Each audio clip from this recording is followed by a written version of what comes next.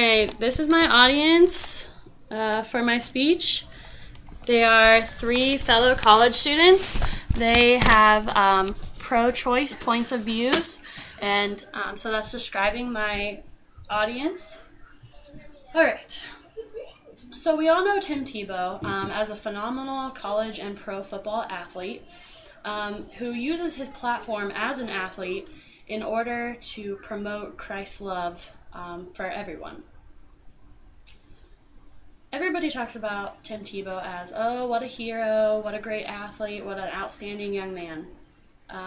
But the fact of the matter is that we wouldn't even have a Tim Tebow if Tim's mother had not trusted in God when she was pregnant with him.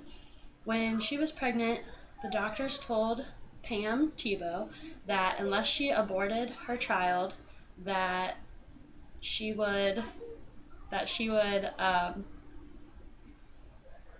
would probably have problems during labor, and that would end up in death.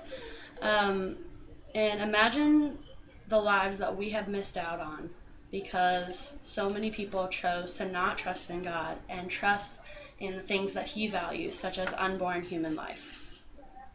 In 2012, the CDC reported a total of 825,564 self-reported abortions, reported in 45 states. As Christians, we are commanded to be the hands and feet of Jesus Christ and to promote what He promotes. In this case, that would be that He cares about unborn human life as well as born human life. How can we use this calling as Christians in order to stop abortion? If women felt the love and support of the church, abortion rates would plummet because they would be able to understand that God values the life of their unborn child and that they should too. The best way to see decreasing trends is to love how Jesus loves.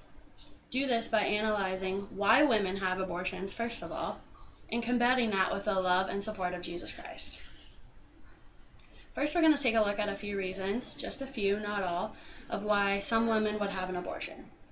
The first reason would be that they do not have the financial means in order to take care of a child. This could also be tied into marital status.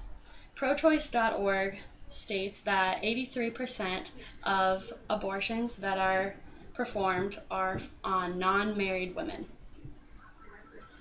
The second would be the belief that the fetus does not constitute as human life. And the third would be that the baby might be mentally handicapped. With today's technology, a doctor can tell you if you are going to have a child with Down syndrome or not. And therefore, a lot of mothers, when they find this out, will choose to terminate the pregnancy. So my second point would be, how can we as Christians use our views and our standpoints in order to react to that in a good way in order to decrease abortion rates? The first one, we talked about not having good enough financial means. And it is the church's job to support the needy. And that includes young mothers who do not have the financial means in order to take care of a child.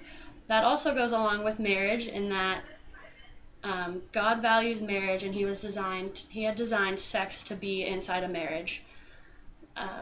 Educating young women on that can decrease the amount of pregnancies or unwanted pregnancies outside of marriage and therefore abortions. Second of all, we talked about how a lot of women may not think that their fetus constitutes as a human life. In Jeremiah 1:5, it says, "Before I formed you in the womb, I knew you, and before you were born, I set you apart." This proves that that is a real human life and that God values that life very much and that He even knew us before we were born. Also, God values the handicapped, and I think making young mothers know this and make this known and make them know that the church cares about her handicapped pregnancy can also decrease the amount of abortions. In conclusion, the best way to see decreased trends of abortion in the U.S. is to love how Jesus loves, and by analyzing why why women have abortions and reacting to that with love and support. My question for you today is, how many Tim Tebows are we losing because we as Christians aren't doing our jobs?